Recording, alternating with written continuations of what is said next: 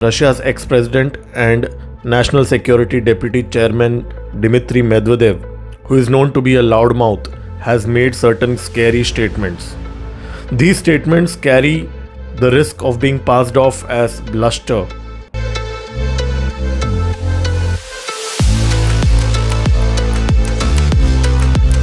Like the kind of statements he had earlier made. What he has said is that I don't know who will win or lose this war, but considering Poland's role as a NATO outpost in Europe, the country will most likely cease to exist together with its stupid Prime Minister. Now, these are very harsh words coming in, but why did he say that? I mean, of course, he doesn't need a reason to make these kind of crazy statements, which he has made many times. But this time, the trigger has been a statement made by the Polish Prime Minister, where he said that he was not too concerned that Ukrainian strikes on Russian territory may cause a direct clash between Russia and NATO. Now, usually the Polish Prime Minister Mateusz, if I'm pronouncing the name right, does not make any rash statements, but this time he's made a statement where he was not concerned if Ukraine strikes within Russia and if there is a direct clash with NATO. Now, why the Polish Prime Minister has made this statement at this point of time is something that no one knows, but it seems that, probably Polish Prime Minister just wanted to needle Russia a bit. Now, Medvedev has made this statement in the form of a tweet, which he has translated in Polish as well, so that he intended to send this message across clearly to the Poles. If this Ukraine war with Russia has to escalate, Poland has to be involved because Poland shares a border with Belarus, Ukraine, and 200-kilometer border with Kaliningrad, which is the Russian territory. Another Russian neighbor, Finland, has recently joined NATO, but Finland has been very clear that it is not deploying any of the NATO troops inside its border as of now. So, as of now, the only possibility for any kind of escalation is from Poland only. So, last week, Zelensky visited Poland and he received a grand welcome by the president of Poland, and in fact, obviously the prime minister also met. Now, there were few deals which were striked during this visit, and I'll jump straight to the point. Almost the entire stock of MiG-29 fighters of Poland will be transferred to Ukraine. This has been mentioned by Poland in this visit. Already, in fact, 8 MiG-29s were already transferred to Ukraine.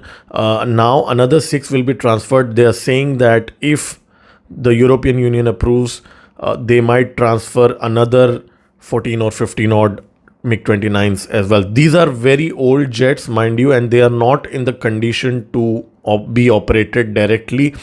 As we speak, these jets are being prepared to be handed over to Ukraine. So they are not in a condition to fight. But nevertheless, Poland has been the first country in Europe to provide fighter jets to Ukraine.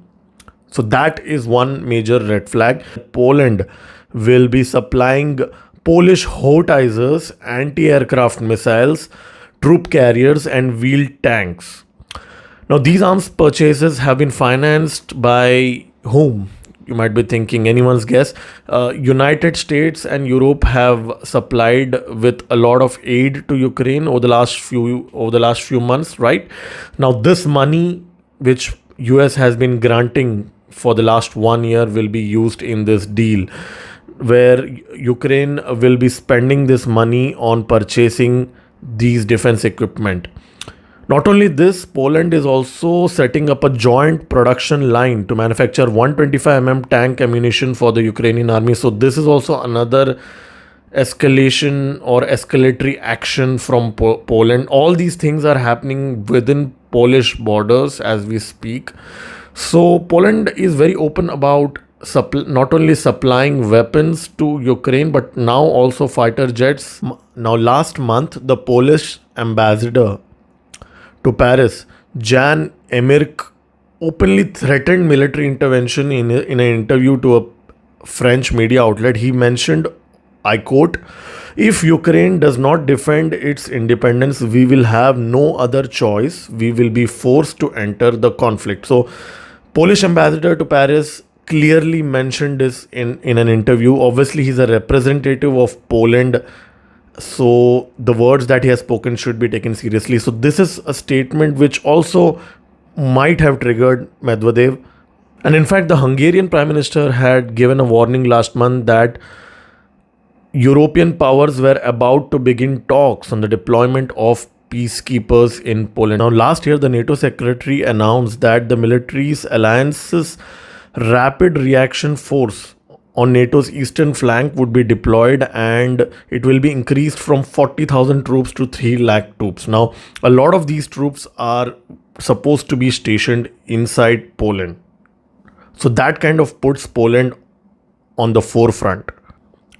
Now, one more thing to note is that Poland has been deploying tens of thousands of soldiers at its eastern flank as well over the last few months. Last month, a permanent garrison of United States was also launched within Poland's territory. Yes, United States garrison is now officially operating in Poland since the last few weeks.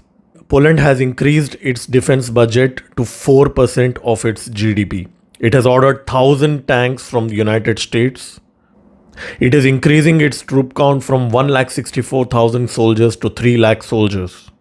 In fact, in February, Polish volunteer legion started getting active within Ukraine as we speak. Obviously, they were fighting alongside the 150 odd special forces from US, UK, France, Netherlands, Latvia.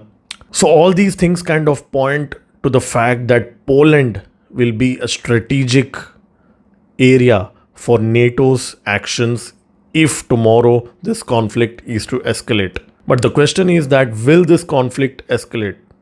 As of now, there are certain activities that we are getting to know about which kind of indicate that there might be an escalation, because there are multiple NATO maneuvers that are happening in the next few weeks. We will be having the Defender Europe 2023, Buildup 2023, Sea Breeze 2023, Air Defender, which is another event which will involve tens of thousands of NATO troops, and a lot of these events will be organized in Poland.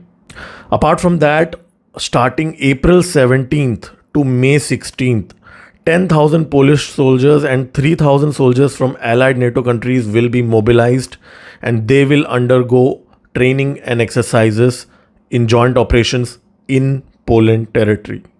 Some analysts have even gone to the extent of saying that if Ukraine falls, Poland will probably take over some of Ukraine's territories and safeguard it as the eastern flank of NATO. We don't know whether that will happen, but certainly things seem to be heating up at the Polish border, and we hope that this doesn't escalate. This is Degree signing off from this video. Do like this video and subscribe to my channel. I'll keep posting more videos. Stay tuned.